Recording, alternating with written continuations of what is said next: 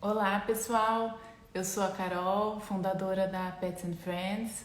Estamos aqui hoje mais uma vez para fazer uma live com vocês, né? E convidando todos vocês para participarem dessa live com a gente.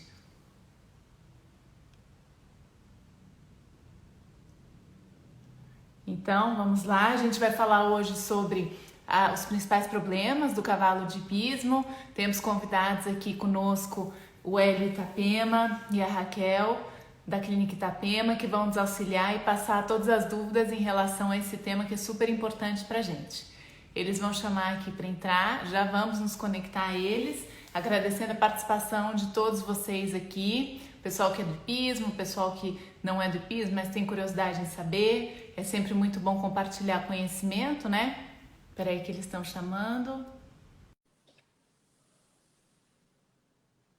Vamos lá, eles estão entrando. Oi, Hélio, oi, Raquel, tudo bem? Tudo bem? Tudo Será bem. que você vai usar a câmera deitada? Sabe o que acontece? Eu tô com um tripé que ele funciona dessa forma.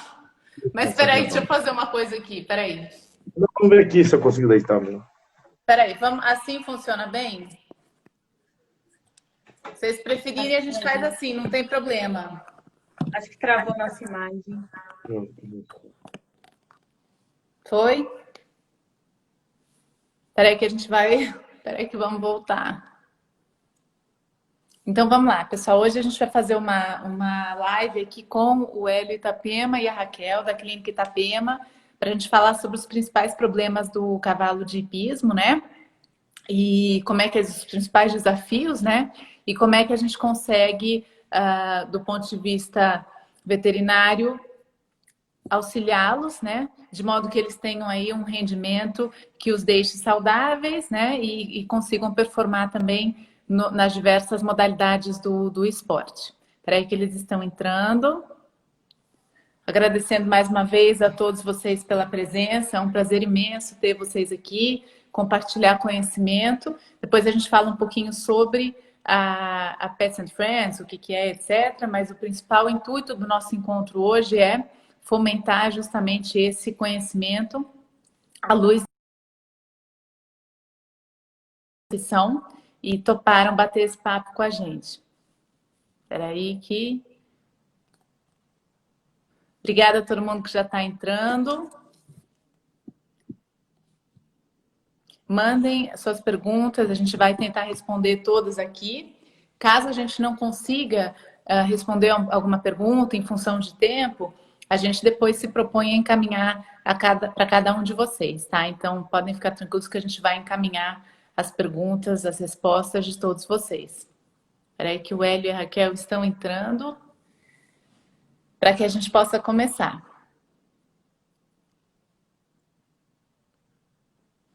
Quem tiver pergunta, mais uma vez, a gente convida aqui a todos vocês encaminharem essas perguntas para a gente, de modo que a gente possa responder para vocês, tá? O que a gente conseguir responder aqui, a gente vai fazer aqui. O que não for possível, a gente depois encaminha para cada um de vocês. Espera aí que eles estão entrando.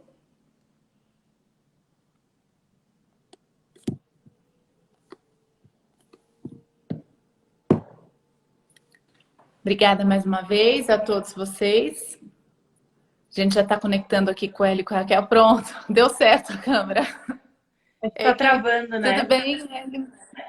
Tá travando? A minha eu não estou conseguindo ver a imagem. Você Você está tá vendo conseguindo a ver gente? mexendo ou Tá não? mexendo? Eu tô vendo vocês normalmente.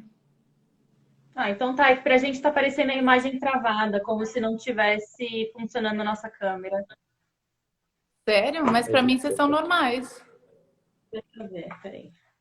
Se tiver, a gente já segue assim. Não, tá normal, tá aparecendo normal.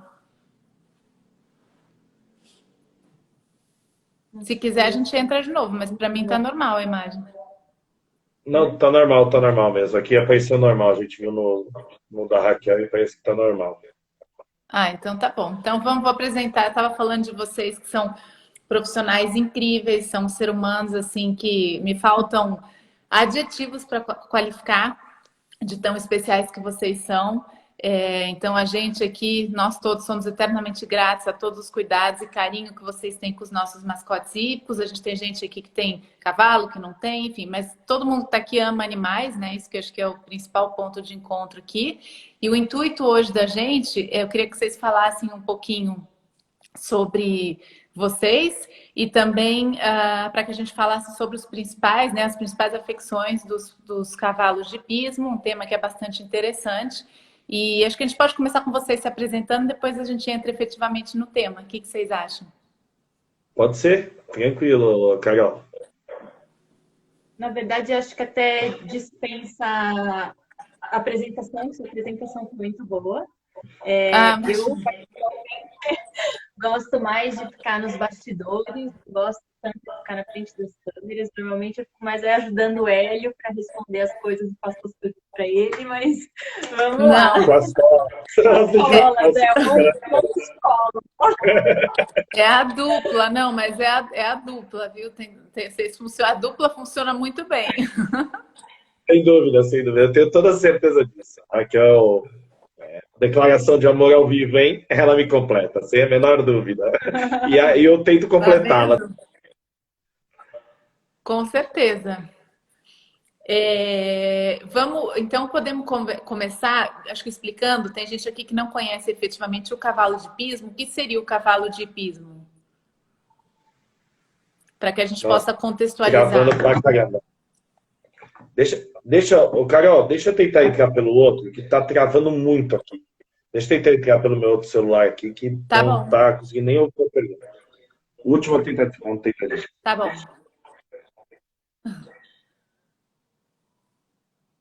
Bom, então a gente vai continuar aqui, já voltamos com os nossos experts e vamos seguindo falando aqui sobre a questão da Pets and Friends rapidamente, para quem ainda não conhece, é um clube de benefícios para pets e donos de pets.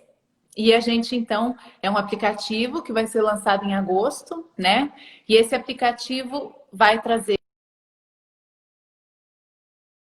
oferecer a ONGs que trabalhem com animais, tá? Então, a gente já tem mais de 30 ONGs cadastradas conosco, ONGs de todo o Brasil. Então, quem fizer parte da Pets and Friends, tanto do ponto de vista de lojista e prestador de serviço, quanto do ponto de vista de assinante, vai ter a oportunidade de doar parte, né, desses valores para um fundo de arrecadação das ONGs. Temos aqui uma pergunta da Isabela em relação aos cavalos na quarentena. Está conectando aqui de novo ela e a Raquel. Enquanto isso, a gente vai falando. Os nossos cavalos, a gente, para quem nos conhece, sabe que a gente monta cavalo em São Paulo, né, na Hípica Paulista, e optamos... Voltaram? Voltamos. Ah, ótimo. Então, peraí que vocês têm que aparecer aqui. E optamos por... vocês estão voltando que a imagem não apareceu. E optamos por deixar os nossos mascotes nessa quarentena no Aras, em 2 locais, né? Os de salto estão no Aras da Joana Valente, que é a minha professora de salto na Hípica, no Rio de Janeiro, e os de adestramento estão no Aras do João. Me perdoa, João, me fugiu aqui o seu sobrenome, mas João Santana, se não me engano, que é um ótimo profissional, está lá trabalhando maravilhosamente bem os nossos 2 mascotes que lá estão, né? O importante do cavalo, mesmo em época de quarentena, para quem não sabe, o cavalo é fundamental que ele esteja em treinamento, em franco treinamento. Por quê? O cavalo tem uma saúde super sensível, né? Um tema que a gente vai justamente abordar aqui hoje. Então, a disciplina, o condicionamento, a rotina para um cavalo é fundamental. Quem monta sabe disso. Então, é muito importante a gente estar aqui no interior de São Paulo, justamente para se prevenir dessa questão de coronavírus, que está bastante séria. E a questão e os cavalos estão sendo muito bem cuidados justamente nesses 2 locais por profissionais absolutamente competentes. Então, deixando os nossos mascotes com a saúde super em dia. O Arthur pergunta aqui até o quanto de altura que eu saltei.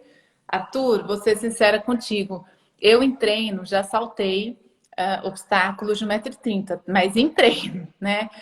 Eu comecei eu monto desde pequena e justamente o salto eu comecei já mais velha, então não salto. Voltaram. Estou só terminando uma pergunta aqui.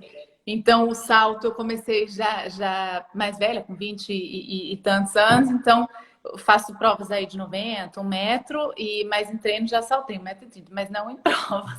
Enfim, estamos treinando para isso, quem sabe um dia, né? Voltamos aqui, porque tem que ser sincera, a pessoa né, vai falar assim, eu salto, sei lá, 1,50 m. A gente não pode mentir, né? Então, vocês estão agora tá super boa a conexão, dá para ver direitinho. Família, amigos, clientes, todos aqui, muito, muito obrigada. Acho que tem muita gente de vocês aí também, né? Sim, sim, a gente divulgou bastante. Entre os estagiários, estudantes de veterinária, veterinários formados também. Acho que é um assunto bem bacana para todo mundo, né? Exatamente. Aqui, meu pai, muito obrigado. Se eu estou na sua fazenda, que é um espetáculo. Vamos lá. Minha irmã está curiosa que ela quer saber a altura máxima que o cavalo salta. Bom, vamos lá. Então, vamos falar um pouco sobre o cavalo de pismo e aí a gente vai falar sobre essas particularidades também, tá bom? Vamos Convidado. lá. Então, acho que a primeira coisa que você falou a respeito do cavalo de pismo, para a gente falar um pouco mais, né? Existem várias modalidades de esporte. O cavalo é um animal super versátil, então ele, primeiramente, quando foi domesticado, ele era utilizado para o trabalho mesmo. E atualmente a gente tem muitos esportes já há muitos anos e o animal de hipismo é o animal que salta obstáculos, né? É o de salto, especificamente. Especificamente o de salto. Exatamente. Tá. Claro que o que a gente vai estar tentando abranger aqui são questões de doenças que acometem os animais, os cavalos de maneira geral, mas que nos cavalos de hipismo a gente consegue ver com maior frequência. Então, são corriqueiras essas infecções no cavalo de hipismo, mas acontecem nos cavalos de outros esportes e até nos cavalos que não são de esporte também. É muito comum, a gente tem que pensar o seguinte, determinados esportes exigem algumas células musculares, algumas áreas específicas dos locomotores, uma capacidade respiratória diferente. Por exemplo, o cavalo de enduro, que trabalha durante o dia inteiro, ele tem uma capacidade respiratória diferente do cavalo de corrida que corre uma curta distância no ápice da sua performance. Então, eu acho que o hipismo, ele tem suas características, o hipismo, o adestramento, o cavalo de tambor, tem suas características, as principais lesões encontradas nele. É claro, aquele esporte, é claro que a gente encontra lesões comuns, várias raças e etc. Mas tem algumas lesões que são características do cavalo de salto. E essas lesões, elas ocorrem... a gente vai entrar aqui na pauta já, mais uma dúvida. Essas lesões, elas ocorrem, elas são muito particulares, sei lá, varia aí falando, posso estar falando absurdo, mas para fêmea, macho, não. Para cavalo que salta, mas fica em aras e tem o piquete parte do dia. Para cavalo que salta, mas fica em hípica e não tem piquete, por exemplo. Tem alguma diferença? Ou só o fato de saltar, independentemente do trato dele no dia a dia, traz essas lesões específicas? É muito engraçado, Carol. O fato de o manejo interfere muito, sim. Uma das suas perguntas foi o cavalo no aras ou em hípica, tá? Uhum. Isso a gente acaba lidando com o manejo dele. Então, o cavalo que fica solto, por exemplo, bastante tempo solto, ele tem menos propensões a lesões de estresse, como gastrite, úlcera gástrica e problemas respiratórios também, menos propensões a problemas respiratórios. Por exemplo, uma doença obstrutiva crônica, uma órfã, são recorrente das vias aéreas, que um problema, uma espécie de uma bronquite, de uma asma no cavalo. Entendeu? Então, o cavalo que fica mais tempo solto, ele tem menor propensão a esse tipo de problema. Tá? Agora, quanto ao sexo, existem doenças relacionadas à macho, por exemplo, a garanhão. E a fêmea também. Tem éguas que, quando entram no cio, elas apresentam cólica, por exemplo. A cólica é um termo utilizado para o abdominal, né? Então, elas podem apresentar cólica quando entram no cio, ou mudança de temperamento. Entendeu? E tem machos, por exemplo, garanhões, que podem ter um problema de hérnia escrotal, ou um aumento do estresse pelo fato de ser garanhão, de a fêmea, etc. Entendeu? Mas interferência do sexo não é tanto, mais relacionada ao manejo diário, sem dúvida. Tá, o manejo. Tá. E aí a gente falou um pouquinho aqui, entrando nesse contexto de quarentena, até a Isabela perguntou, né? A gente deixou os cavalos, optou por deixar os cavalos em 2 aras, seguindo no treinamento. Quais os principais cuidados aí? A gente agora vamos ver como é que vai ser essa quarentena a partir de junho, mas a gente está nela há 2 meses, né? O que vocês têm visto Oi, Tarsila, de trabalhos assim corretos, ou gente que eventualmente está pisando na bola? Por que é tão fundamental para o cavalo de hipismo ter uma rotina? Mesmo em tempos de Covid-19, sabe? A rotina é super importante porque, apesar do tamanho que esses animais têm, eles são animais super sensíveis. Então, o manejo ele é primordial, especialmente nesse momento em que nós estamos vivendo, que os animais não estão em plena atividade física, não estão se exercitando e trabalhando da forma como trabalhavam anteriormente, né, dentro da rotina. Então, é super importante a gente manter esse manejo para evitar, especialmente, quadros de cólica, síndrome crónica, tá? Eu acho que isso é a principal preocupação que a gente tem com relação ao manejo. É difícil da gente dizer se estão acertando, se estão errando, porque acho que os lugares que a gente atende, que a gente está acompanhando, o manejo está muito legal, né? Muito, a gente não está tendo nenhum tipo de problema com relação à cólica ou problemas decorrentes ao manejo não funcionando normal nos áreas que a gente faz acompanhamento. Tá. Essas férias, assim, as pessoas, os lugares onde os cavalos foram, principalmente os cavalos de hípica, tá? Eu vou falar mais dos cavalos aí. São pessoas que estão preparadas naturalmente para receber esses cavalos. Então, assim, esses lugares, a gente teve que ter pouca intromissão no manejo, graças a Deus, entendeu? Porque eles já chegaram nos lugares com os lugares preparados para recebê-los. Então, eles já têm um manejo super bom, a forma de dar ração, os horários, já são super adaptados à hípica, tá? A hípica paulista, hípica São Paulo. Então, a gente não teve que mexer muita coisa. Eu acho que a manutenção foi o fato mais importante. Então, manutenção do ferrajamento, manutenção da alimentação, controle dessa alimentação, eventualmente. Às vezes, o nível de trabalho dá uma diminuída, a gente tem que controlar um pouco essa alimentação nessa época. Acho que os principais cuidados são esses, porque quanto a problema maior, assim, acho que a gente não encontrou e nem teve que interferir tanto, no sentido de mudar uma coisa drasticamente no lugar de do lado. Ai, entendeu? que bom. Eles estão super bem preparados para receber os cavalos. Isso é importante, porque a mudança de ambiente, eu imagino que ela também seja um fator para qualquer animal, até para a gente, né? Se a gente pensar, ela acaba sendo um fator de estresse. Agora, se esse ambiente já, apesar de ser um ambiente diferente, é um ambiente que tem a estrutura e o trato, né, o manejo, que nem vocês colocaram, já adequadamente preparado, a chance do cavalo sentir é muito menor, né? Sem dúvida. Estresse ou não, né, Carol? Porque você pensa na gente. Uma mudança causa estresse? Causa, mas se você for para Fernando de Noronha, não. Né? Depende do contexto. Verdade. Exatamente. Se você for tirar umas férias, dar uma relaxada, eu acho que os cavalos estão meio nessa vibe atualmente, sabe assim? O que eu senti apesar de eles estarem trabalhando, eu vou usar exemplo dos seus cavalos, né?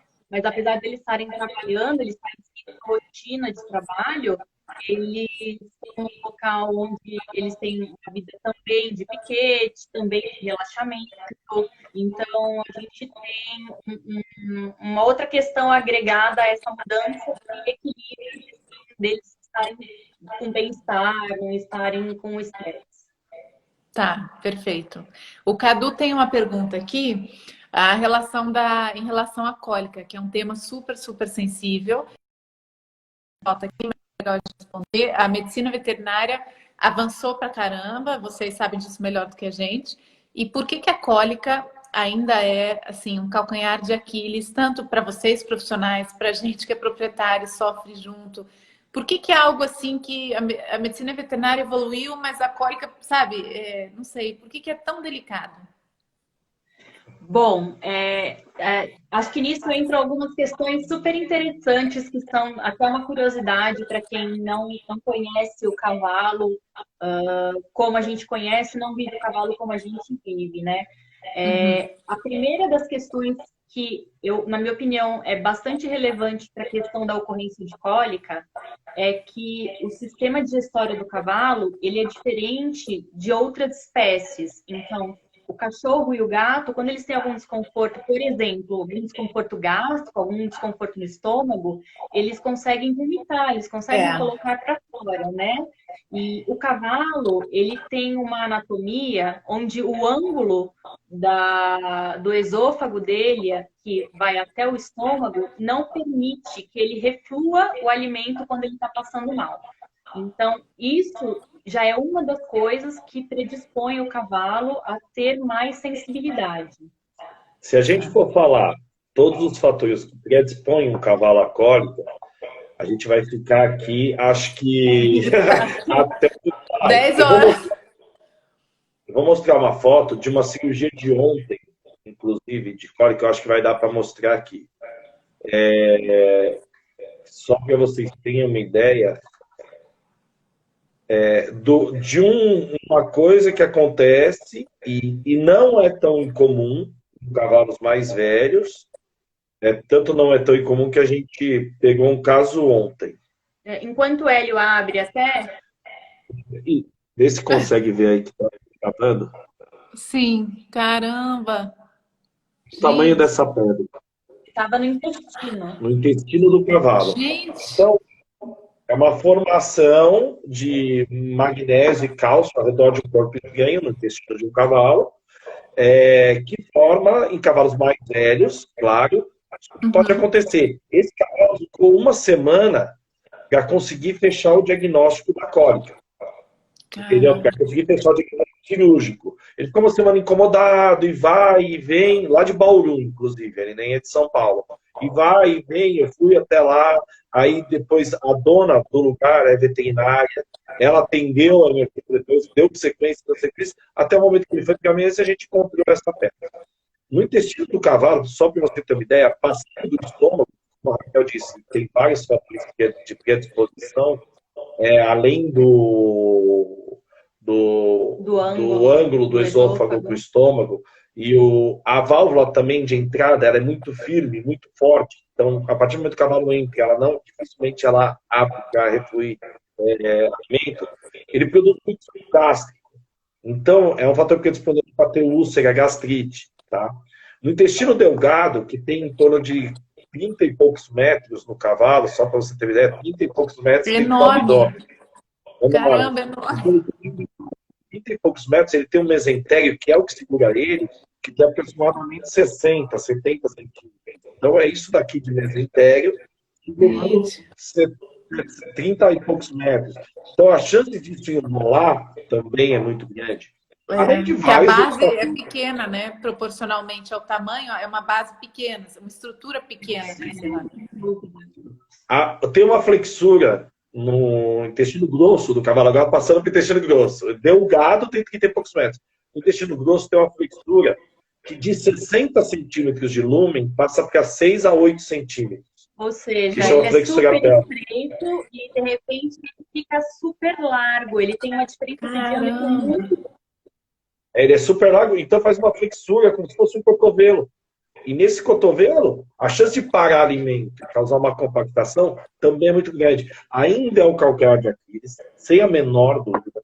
Nós estamos evoluindo muito, muito no diagnóstico precoce da cólica cirúrgica, inclusive. Essa cólica, a gente fez um ultrassom abdominal e localizou esse enterólito no ultrassom abdominal. Foi lá na Unimax, que você conhece bem, lá em Dayatuba. Sim, sim, sim. Foi E lá. aí a gente fez ultrassom abdominal, não localizou o enterólito no ultrassom abdominal, mas localizou a alça distendida, uma série de fatores que indicavam aí a laparotomia, e quando foi feita a laparotomia a gente encontrou essa pedra. Então, quer dizer, ainda só que esse cavalo está super bem, as técnicas cirúrgicas melhoraram, as técnicas de diagnóstico melhoraram, algumas medicações que a gente tem hoje melhoraram. Eu acho que a tendência é melhorar mais, mas concordo que ainda é o calcanhar de Aquiles, eu não gosto nem de falar a palavra que dá medo. Vamos bater também. Não, mas o importante é isso, tá em constante evolução, vocês fazendo a parte de vocês, a tecnologia fazendo a dela, e os mascotes, graças a Deus, com chances cada vez maiores de um atendimento, digamos, mais assim, direto ao ponto, que nem vocês colocaram a partir dos diagnósticos. Cadu, a gente já vai falar aqui mais sobre a intensidade de dor dos cavalos rapidamente. Eles têm mais tolerância? Eles são muito sensíveis, menos, varia de cavalo para cavalo? É que nem a gente? Posso responder? Pode. É que nem a gente, na verdade.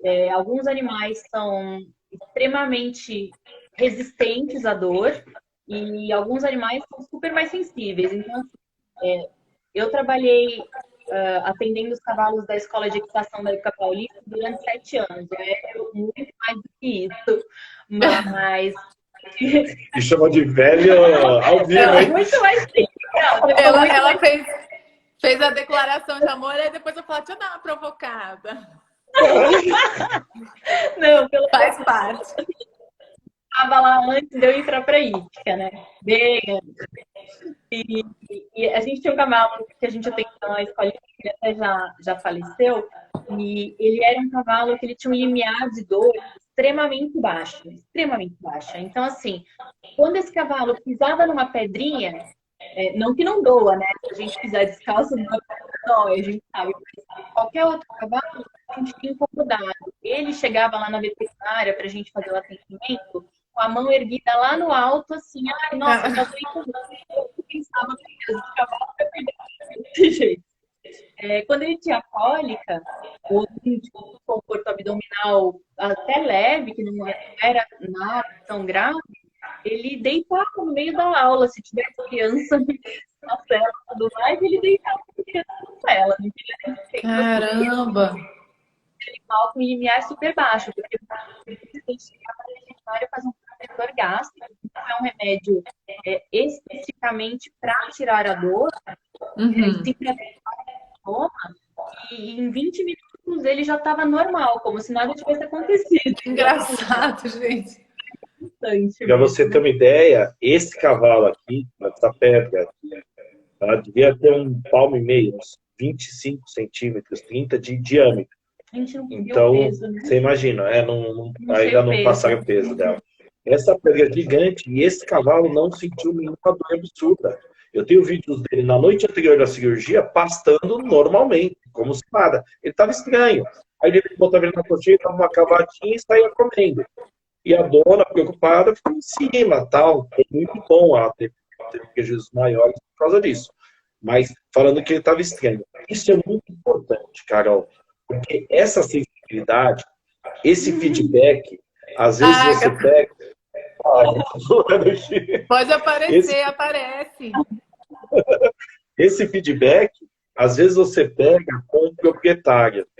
Por isso que eu sempre falo que tem que tomar, tem que ter muita atenção ao que os outros falam do cavalo e dar atenção a isso. Tá? Eu já tive brigas com pessoas que trabalharam comigo, conversas com pessoas que trabalharam comigo, ou com estagiários, ou com... Sempre ouçam, porque sempre há um fundo de verdade. É difícil quando vocês erram. Vocês às vezes falam, tô achando ela estranha. vai lá, dá uma examinada, porque provavelmente o cavalo vai vai ter alguma coisa de errado mesmo, entendeu? Às vezes eu já vi veterinário falando, mas ela é preocupada demais. É neurótica. Será que isso não é bom? Será que isso não é legal? Entendeu? Porque alguns cavalos, como eles não demonstram um limiar de dor, foi uma pergunta excelente do Cadu isso daí. Porque às vezes, como ele não demonstra um limiar de dor, a gente tem que ficar duplamente o dobro atento. Porque às vezes a gente acha que está tudo bem, e não pode passar despercebido, falar, não, está tudo bem, tá tudo E eles, vocês travaram, peraí. Acho que... travou Alô, na hora que você voltou. falou. Voltou quando você está falando assim, é importante, principalmente quando o cavalo não demonstra que fica em cima, porque aí travou. Porque é horrível você perder. Eu odeio perder. A Raquel também, a gente tem isso em comum, entendeu? Então, essa conversa de não levar trabalho para casa é pura mentira, que a gente chega em casa, ainda discute um caso, e eu já cheguei em casa, vou contar um caso aqui, ela estava chorando, a Raquel. E eu conversei com ela, falei, o que você tem? Ela falou, eu tô chateada porque não resolve um caso X, tal, tá. E eu liguei a televisão, comecei a ver televisão, e ela se abrindo, e eu olhando pra televisão, ela falou, você tá me achando uma boba. Eu cheguei pra ela e falei assim, tô achando isso ótimo, porque você se importa. A hora que você parar de se importar, é que ferrou. E com o cavalo é assim, entendeu? Porque você às vezes olha um cavalo e ele não demonstra o que ele está sentindo no limiar máximo dele. Ele demonstra de uma forma leve. Mas será que aquela forma leve já não é um absurdo para ele? Será que ele não está indo além do que ele pode ir? E depende da gente falar isso. Às vezes chegar para você e falar, pode montar. Ou deixa ele parado hoje, porque você vai perguntar para a gente. Ele pode montar, deixa ele parado hoje. E é uma decisão muito ruim, entendeu? É uma decisão muito difícil às vezes, muitas vezes. Porque às vezes você fala, pode montar, no dia seguinte o cara tá com a mão no alto. Você fala, ai meu Deus, não devia ter deixado de montar. Ou às vezes você fala, não, deixa parar. Difícil. Então, é difícil você considerar, essa pergunta acho bem legal do Cadu, que é difícil você considerar o limiar de dor de um cavalo com um parâmetro normal. Eles são diferentes, sim, são indivíduos, e como indivíduos eles têm que ter tratamento individual. A minha opinião é essa. Tratamento de rebanho, porque cada um responde de um jeito, tem sua personalidade, então é bastante individual mesmo. E quando você conhece o cavalo, essa parte a Raquel é melhor do que eu até. Quando você conhece um cavalo, é muito legal. Porque aí você sabe o quanto ele é guerreiro ou o quanto ele é, vou usar um termo chulo, o quanto ele é cagão. Então, você sabe o quanto o cavalo é guerreiro e fala, se ele está demonstrando dor, eu conheço esse cavalo, é porque está realmente doendo mesmo. Isso é importante você conhecer o cavalo. É ruim quando você vai ver um cavalo pela primeira vez. Esse cavalo da pedra foi a primeira vez que eu fui atendê-lo. Então, nossa, não sabia um abacaxi de presente logo de início, né? Caramba! Não, sem dúvida. Não, mas sempre tem um abacaxi. Aí é que tá. Tudo pode ser um abacaxi. Quando você trata tudo como um baita abacaxi, a chance de você sair bem, eu acho que é melhor. Quando você trata tudo como se nada fosse, eu acho que existe um risco de você comer uma bola. E eles são, o que, assim, acho que baseado, de novo, a gente já faz isso algumas vezes aqui nesse encontro, e em outros futuros encontros, porque teremos muitos. É isso, assim, os cavalos, assim como os cachorros, os gatos, os ratos, sabe, todo mundo, o mundo animal é que nem o nosso mundo, assim, a gente tem que levar em consideração que tem um coração que bate, eles também sentem, sabe? Então isso, vocês como veterinários têm um desafio gigantesco na mão, eu sempre falo, e assim, não é puxando o saco, porque eu falo, eu sou covarde, eu não consigo, eu amo, eu sou alucinada por bicho, mas eu não tenho, quando eles estão passando mal, a minha agonia, eu não dá, sabe? Fico num desespero total e absoluto, porque eu falo assim, por favor, me fala onde tá, onde dói. E vocês, com a maior sensibilidade do mundo, a gente como proprietário, na nossa inocência do cuidado, a gente não tem muito conhecimento, tem algum conhecimento de vivência, mas não tem o conhecimento técnico profundo que vocês têm. É muito bom contar com profissionais assim, sabe? Que enxergam o animal como a gente enxerga, com esse cuidado, com esse carinho e dão tempo ao tempo. Porque, de novo, os cachorros também, os gatos e qualquer mascote, qualquer animal de estimação, ou animal em si, cada um tem seu tempo, né? Então, os cavalos de pismo, voltando para a pauta aqui, eles performam, para que eles possam performar bem, entregar resultados sendo felizes, estando com a saúde em dia, todo esse acompanhamento veterinário se faz absolutamente necessário, né? Então, isso acho que é importante, e é o que vocês falaram, identificando qualquer problema, tem-se o desafio de tratar e vai se tratar, né? A questão é que tem coisa que você não vai tratar da noite para o dia. Então, assim, o comprometimento, a transparência do veterinário, quando nos falam, olha, a gente vai fazer, mas vai depender disso, disso, daquilo. E tem coisa que está nas mãos de vocês, tem coisas que não estão nas mãos de vocês. Então, a gente tem que contar e confiar, falar, eles estão sendo bem cuidados. E é isso que a gente vê, graças a Deus, com vocês e os profissionais que também respeitamos, que é justamente esse cuidado contínuo com o animal, que é grande, mas é absolutamente frágil, que nem a gente colocou, até dando o exemplo da cólica. Eu vou voltar aqui para a pauta, depois a gente tem uma pergunta de ligas. Então, a gente já falou da questão da quarentena. As questões de casco em cavalo de esporte é algo também importante, né? E acho que vale a gente falar um pouquinho. Não, sem dúvida. Se fosse para dizer uma das coisas que é mais corriqueira no nosso dia a dia, ainda mais dentro de uma hípica, como a hípica paulista, a hípica de Santo Amaro, eu diria que o mais corriqueiro realmente são afecções correlacionadas com o casco, né? Então, o que são os nossos desafios relacionados ao casco? A ocorrência de broca, que muitas vezes acontece essa infecção por um micro-organismo, por uma bactériazinha dentro do casco, e aí o que acontece? Isso causa dano. Vamos ter uma invasão aqui do gato. Ela tá querendo, bota ela e fala assim, Agatha, você vem aqui, ela é assistente de vocês. Ela tem Não, que ela não está entendendo o que está acontecendo. Então, o que acontece? Eu acho que é bastante recorrente caso de broca, é uma coisa que causa dor no animal, causa desconforto, faz com que ele tenha que ficar alguns dias parado também com dor.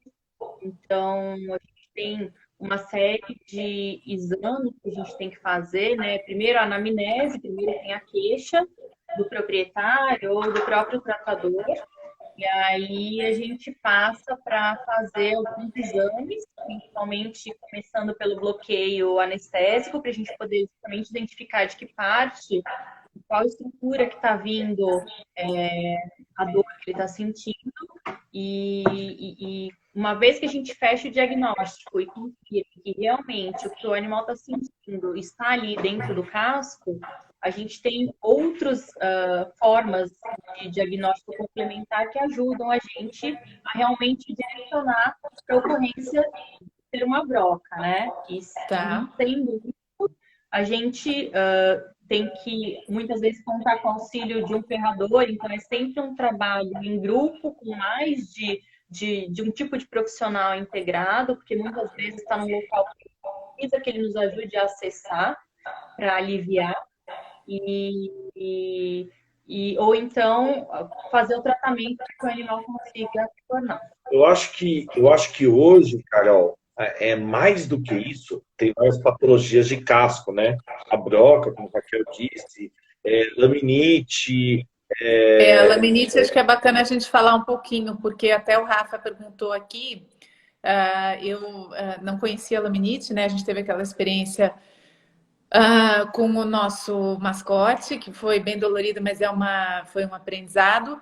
E falar um pouquinho sobre ela. O Rafa pergunta se no caso dos cavalos de salto, ela é comum pelo impacto dos saltos ou não necessariamente?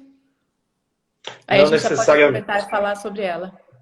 Não necessariamente. Eu acho que tem várias causas da laminite. Eu acredito mais em causas endógenas. Então, qualquer coisa que pode levar a uma endotoxina na parede do casco, próxima à parede do casco, pode causar vasoconstrição e um distúrbio circulatório no casco, e esse distúrbio circulatório é para a laminite.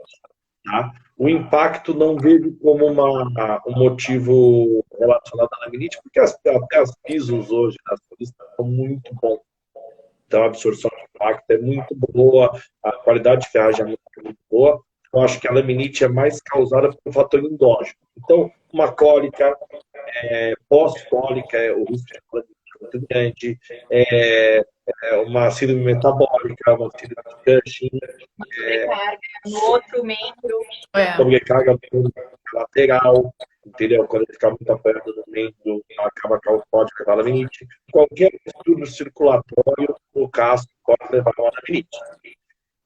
Mas hoje, o que eu tenho encontrado mais, assim, o que eu tenho visto mais, não são nem patologias, são desvios angulares, que, quando não tratados precocemente, podem levar a patologias posteriores.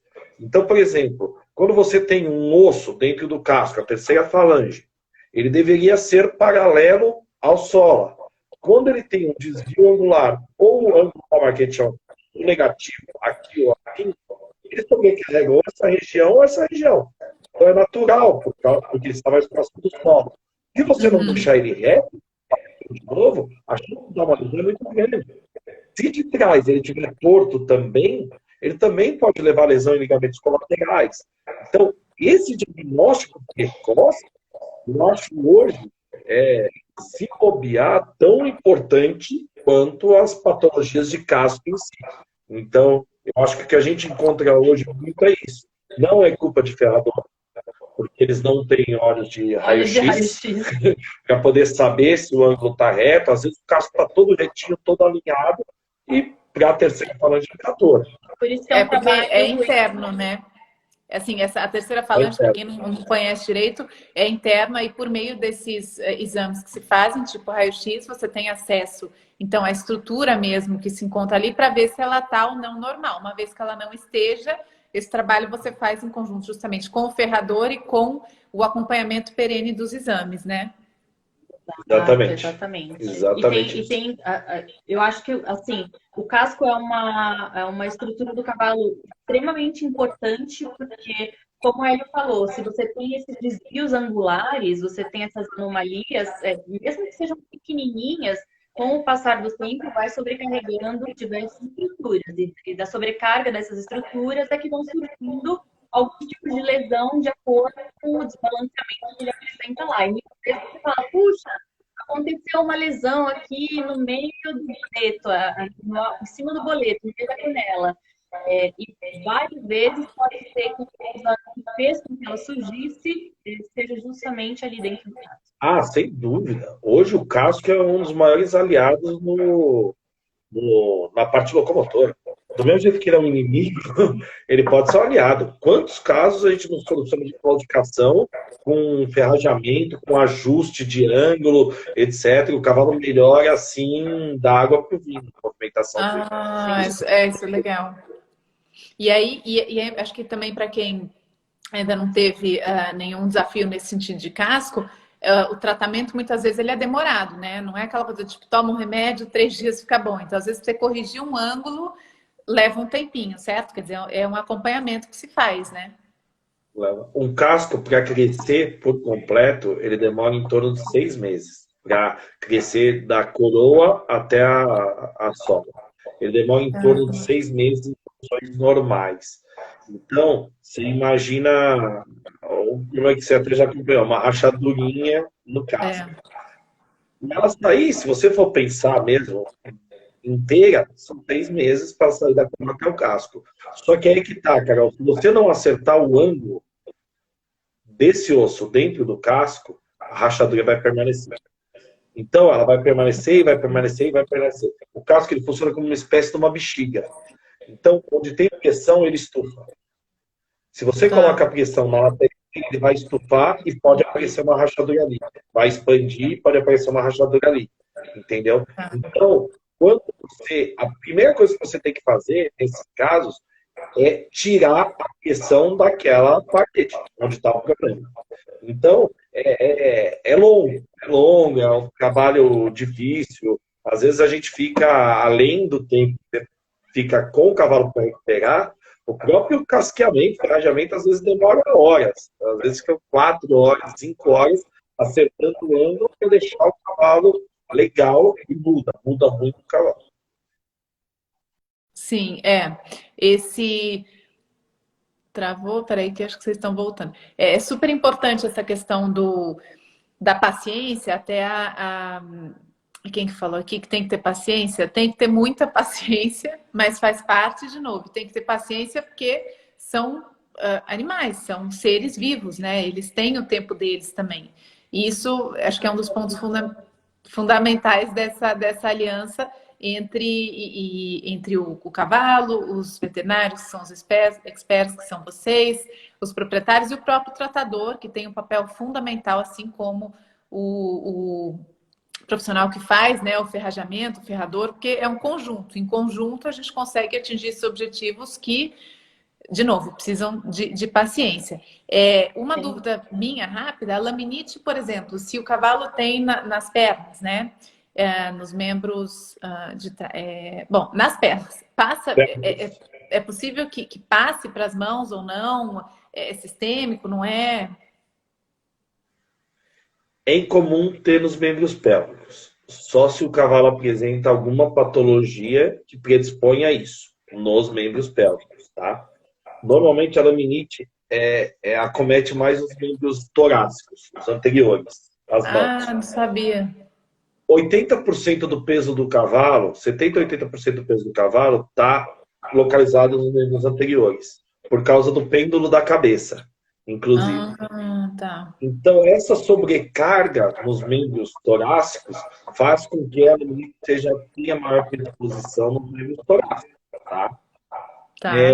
Quando tem algum motivo sistêmico, sim, pode acometer os 4 membros, inclusive, entendeu? Tá. Normalmente começando das mãos, nos membros torácicos. Acho que os casos que normalmente começam nos membros pélvicos estão relacionados, por exemplo, em éguas com retenção de placenta, ou cavalo que esteja realmente com alguma sobrecarga por lesão, por linfadite, e aí ele acaba fazendo uma artrite, então ele acaba fazendo essa sobrecarga do membro contralateral que predispõe à ocorrência do laminite. Não é uma regra, mas poderia predispor a ocorrer. Pode ser o gatilho, né? Para que isso acontecesse pelos membros posteriores, então. Exatamente.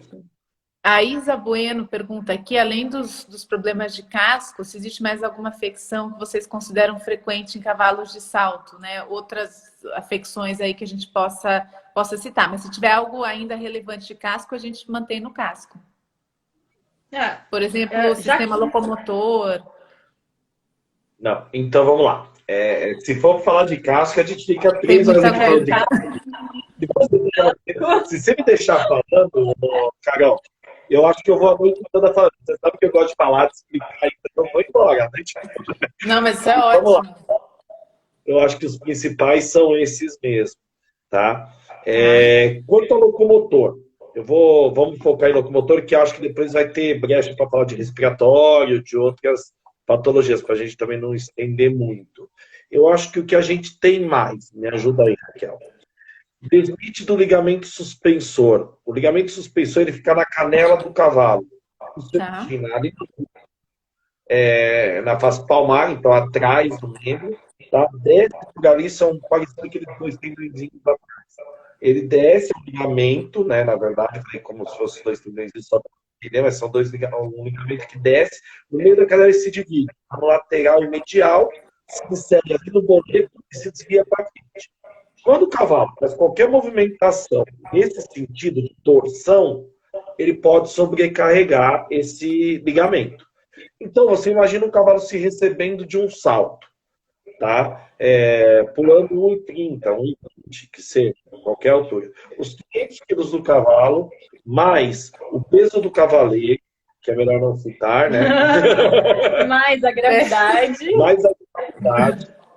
Então, se o cavalo pisar um pouco torto, a chance dele torcer a mão é muito grande. E dá uma desmite, que é uma lesão nesse ligamento suspensor. É muito comum da gente encontrar, entendeu? Essa desmite.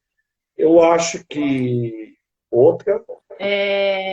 Também relacionado à estrutura nessa região, também é bastante frequência de tendinites, que também são lesões características do esporte, da repetição de exercício, assim como no ser humano também.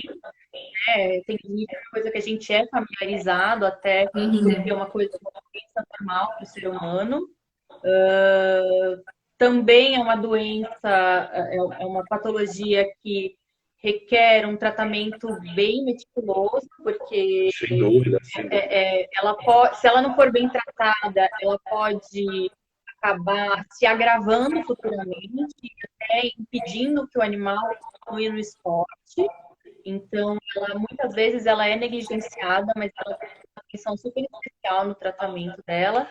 O tendinite, eu acho que é o seguinte: o tendão e o ligamento é como se você imaginar 100 elásticos esticados, tá? Quando você estica esse elástico mais do que ele suporta, esses 100 elásticos, você pode romper alguns. Então, vamos supor que você rompa 10 elásticos desses 100. Você tem uma lesão no tendão de 10%, que a gente chama. Só que esse tendão está fragilizado. Apesar de 10% parecer pouco, uma corda que você faz um piquezinho em 10% dela, se você esticar ela com tudo, ela pode romper completo. Sim. Então, e outra coisa... Desculpa até te cortar, mas você tem que esperar para pensar que agora os outros 90% estão trabalhando sem ajuda e distribuição desses 10% que se romperam, né? Então, você também aumenta o desafio para as outras fibras, né? Sem dúvida. E o que você tem de diagnóstico para tendão e ligamento? Existem algumas formas de diagnóstico, mas a mais utilizada é o ultrassom. O ultrassom, ele vê as fibras lá, uma onda de som que bate e volta, você consegue pegar as fibras. Quando você vê essas 10% dessas fibras cicatrizadas, não quer dizer que seja fibra de tendão.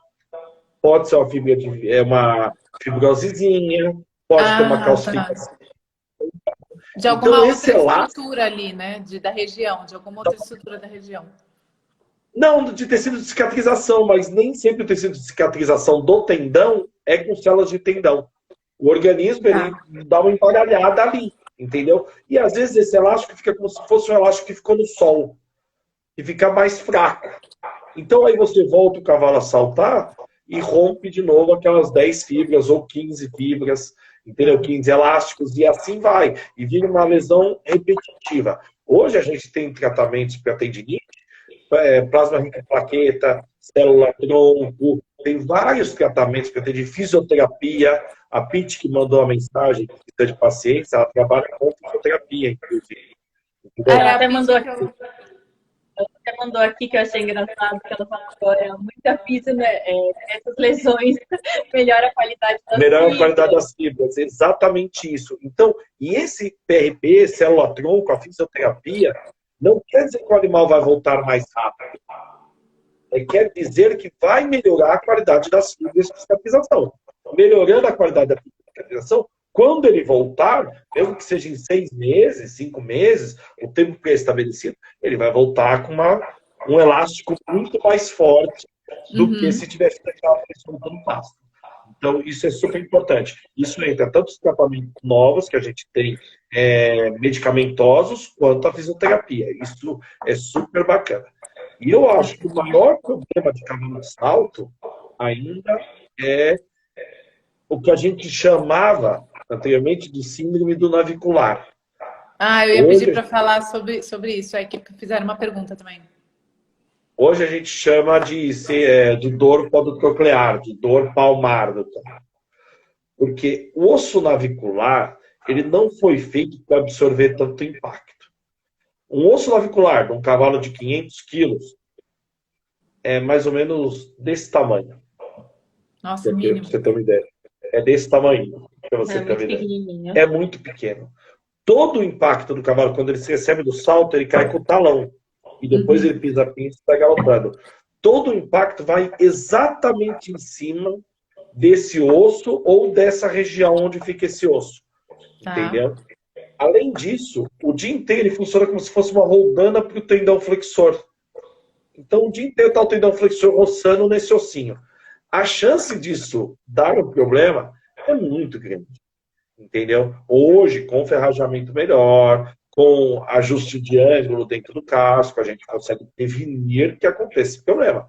Mas ainda eu acho que é uma das maiores causas de claudicação em cavalo de manqueira, né? Em cavalo de pismo. Ainda acho que é uma das maiores causas do problema da... E é um desafio também bem interessante, porque, como a gente falou, cada animal responde de um jeito, né? Então, tem animais que logo na primeira tentativa você consegue solucionar o desconforto dele e mantê-lo ativo no esporte sem qualquer outro desconforto por bastante tempo.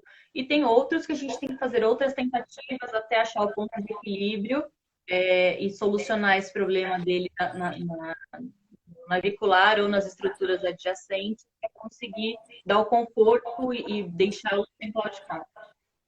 Caramba, eu não sabia que era um osso tão pequenininho. É realmente. Que coisa, gente. Importante no cavalo. Que coisa. Não, tem uns cavalos que saltam, sei lá, grande prêmio, 1,50 m, 1,60 m. Coitado do navicular desses animais, não é? Caramba. Não, mas por isso que nem vocês colocaram. O acompanhamento é fundamental, porque aí, assim, apitou, você já fala, peraí, não tá normal. Então, vamos ver, trata para que a situação, de novo, não se agrave e depois fique ruim para a recuperação, né? E ela é uma doença que não é uma doença de animais vivos, quer dizer, você já consegue conhecer quando o animal já tem até uma predisposição a isso, porque quando você radiografa e você vê uma alteração na estrutura, o animal pode até não sentir, mas você já sabe que você tem que ter um manejo especial para justamente tentar evitar ou minimizar aquele problema. Então, o corpo fala, né? E tem coisas que a gente do que pode vir pela frente. Eu vou pedir aqui rapidinho, como tem 4 minutos, a gente vai fazer uma segunda na sequência.